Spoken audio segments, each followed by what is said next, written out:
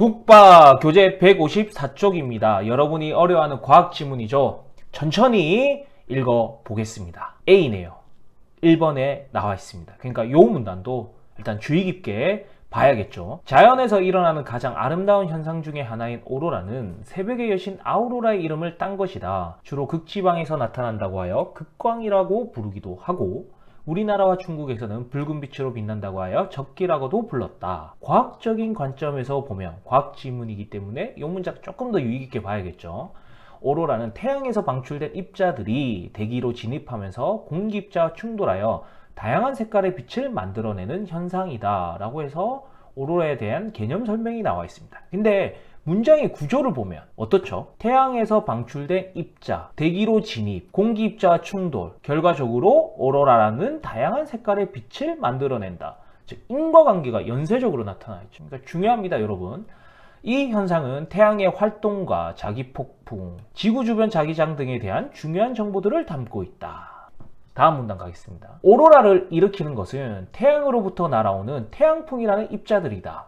여기에 나와 있는 태양에서 방출된 입자, 요걸 바로 태양풍이라 한 거구나. 그리고 이게 원인이 되어서 결국 오로라라는 결과를 일으키는구나. 태양과 같은 고온의 환경에서는 기체 입자들도 플러스 전하를 가진 양이온과 마이너스 전하를 가진 전자로 분리된다. 양이온과 전자의 양이 같아 정기적으로 중성을 띠는 상태, 즉 플라즈마 상태가 된다.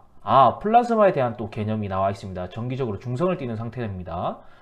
이 플라즈마 입자들은 태양의 대기에서 플레어라는 폭발 현상이 있을 때 대량으로 방출이 되는데 이것이 바로 태양풍이다.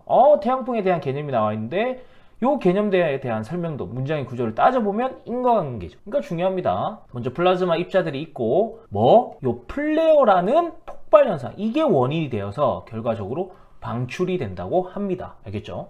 플라즈마 입자들이 플레어라는 폭발 현상을 통해서 대량으로 방출되는 거, 이게 태양풍이라고 합니다.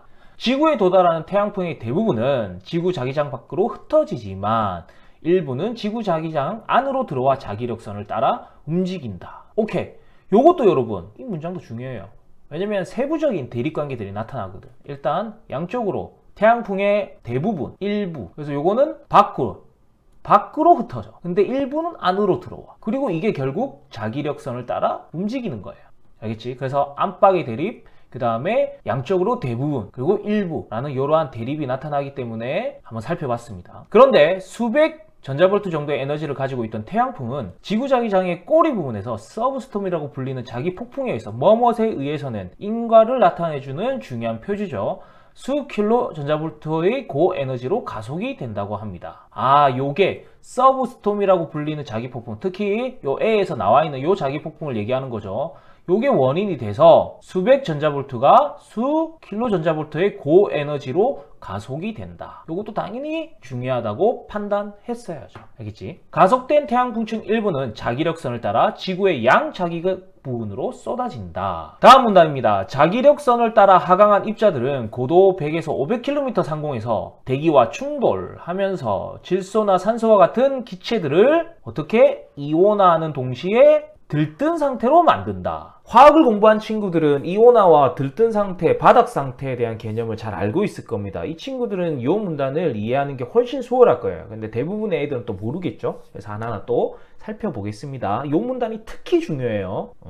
들뜬 상태의 기체들은 바닥 상태로 전이하면서 그 차이만큼의 에너지를 빛으로 방출하는데 에너지 차이가 클수록 짧은 파장의 빛을 방출한다. 여러분 정말 중요해요. 할수록 한다. 상관관계를 나타내는 문장이에요. 여러분 보면 알겠지만 요 표현이 계속 나타납니다. 그러니까 이런 것들은 다 기호화를 일단 해봅시다, 여러분. 알겠죠? 어떻게 되냐면 여러분 이렇게 표현하는 게 맞는지 모르겠네요. 들뜬 상태가 있고요, 바닥 상태가 있어요. 그래서 이렇게 전이를 하면서 빛 에너지를 방출하는데 중요한 게 뭐냐면 요 에너지 차이가 클수록 파장의 길이는 짧은 요 빛을 방출한다고 합니다. 들뜬 상태의 질소 분자는 바닥 상태로 전이하면서 3914 옹스트롬의 자색광이나 4278 옹스트롬의 청색광을 방출한다. 그럼 어때요? 파장의 길이가 여러분 여기 나오죠? 보세요. 여기 요거 꼭 봐야 됩니다. 길이의 단위예요. 보면 파장의 길이로 봤을 때는 자색광, 청색광 비교했을 때 자색광이 짧지. 그러니까 짧다는 말은 반대로 에너지 차이가 크다는 거죠. 알겠지? 한편 태양풍이 질소 이온을 만들 때 방출된 전자는 에너지가 적어 다른 분자를 이온화하지는 못하지만 산소 원자를 들뜨게 할 수는 있다. 들뜬 산소 원자는 준 안정 상태로 전이하면서 5577 옹스트롬의 녹색광을 방출한다. 파장의 길이가 점점 길어지네. 그 말은 에너지 차이가 작아진다는 뜻이죠.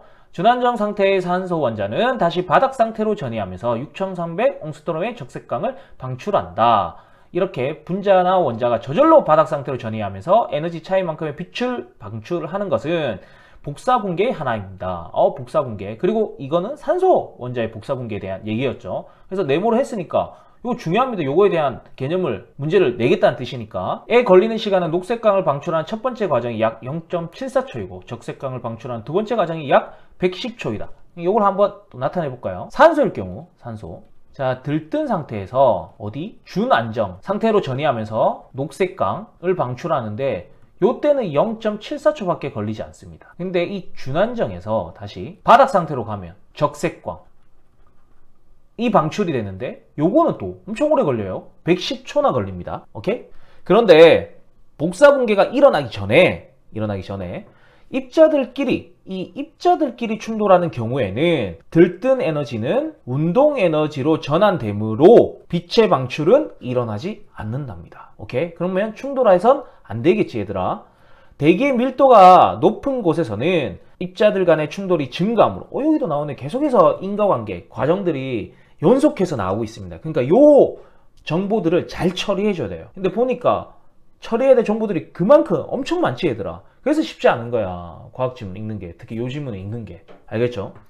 대기의 밀도가 높은 곳에서는 입자들 간의 충돌이 증가하므로 복사분계가 요게 일어나기 어렵답니다. 따라서 복사분계가 일어나기 위해서는 대기의 밀도가 매우 낮아야 된다. 대기의 밀도가 매우 낮아야만 복사분계가 일어난다. 요 문장 굉장히 친숙하지, 얘들아. 뭐뭐 하기 전은 뭐뭐 해야 한다.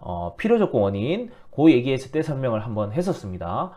녹색의 오로라는 고도 100에서 250km에서 발생하는데 비해 적색의 오로라가 대기가 희박한 250km 이상에서만 발생하는 것은 두 번째 복사 분계 과정이 걸리는 시간이 더 길기 때문이다. 무슨 말이에요? 이것도 때문이다가 보이니까 인과관계인데 보세요. 적색광은 녹색광에 비해서 어떻게? 과정에 걸리는 시간이 110초나 되지. 자, 이만큼 시간이 걸린다는 뜻은 입자들끼리 충돌할 가능성이 높다는 거지. 그렇기 때문에 입자들이 충돌해보면 어떻게 된다고? 들뜬 에너지가 운동 에너지로 전환되면서 빛의 방출이 일어나지 않는다고요. 그래서 대기가 희박한 입자수가 적은 250km 이상에서만 요게 적색광이 발생이 된다는 겁니다. 오케이? 자, 마지막 문단입니다. 오로라는 극지방보다 위도 60도에서 80도 지역에서 많이 볼 수 있다. 또 뭐뭐보다 뭐뭐 많이 대소관계가 나타나죠. 근데 요 정도는 쉽게 처리할 수 있으니까 하지만 눈여겨보자 이거예요. 그 이유는 지구 자기장의 강도 및 지구 자기극과 관련이 있다고 합니다. 그림에서 A와 B는 자기력선인데 여기도 나타내. 뭐뭐 할수록 뭐뭐 하다, 뭐뭐 해진다. 상관관계를 보여주는 문장 중요해. 그래서 바깥쪽에 있는 것일수록 자기장이 약하니까 자기장으로 비교하면 A가 B보다 큰 거죠. 자기력선의 장이장이 강할수록 고에너지의 태양풍 입자들을 끌어올 수 있는데 자기력선 A는 B의 고에너지의 입자들을 끌어올 수 있다. 당연한 거죠. 왜? 안쪽에 있는 것일수록 그러면 자기장이 강하고 자기장이 강할수록 여기도 나오잖아. 또 뭐뭐 할수록 나오잖아요. 고에너지의 태양풍의 입자들을 끌어올 수 있습니다. 그래서 태양풍 에너지를 비교했을 때도 A가 B보다 고에너지 입자들을 끌어올 수 있습니다. 만약 에너지가 약한 태양풍이 지구로 날아오면 태양풍 입자들은 자기력선 B를 따라 이동하면서 D지역에서 오로라를 발생시키지만 에너지가 강한 태양풍 입자들은 자기력선 A에 끌려 위도가 낮은 C지역에서 보다 강한 오로라를 발생시킨다. 이것도 여러분 대립관계이면서 대소관계가 나타나니까 굳이 정리를 하지 않아도 어느 정도 훈련이 된 친구들은 머릿속에서 팍팍팍 처리가 되겠지만 그래도 한번 정리를 해보면 저 태양풍이 있는데 에너지가 약해. 그러면 자기력선 B를 따라 이동하면서 D에서 오로라가 발생이 되고요. 에너지가 강해. 그러면 A에 끌려 위도가 낮은 C지역. 그러니까 위도로 나타내면 또 C지역보다 D지역이 높다. 위도로 나타내면. 그리고 지구의 자기는 계속해서 변하고 있기 때문에 이건 또 고정된 것이 아니라고 합니다. 지리상의 북극점과 일치하지 않는다. 조선왕조실록을 보면 적색 오로라에 대한 기록이 30여 차례 있는데 그래서 우리가 적기라고 불렀던 거죠. 이를 통해 자기장의 강도와 자기 북극의 위치를 짐작해 볼 수 있다. 자, 여기까지 지문에 대한 해설이었습니다. 그럼 문제 꼭 풀어보도록 하세요.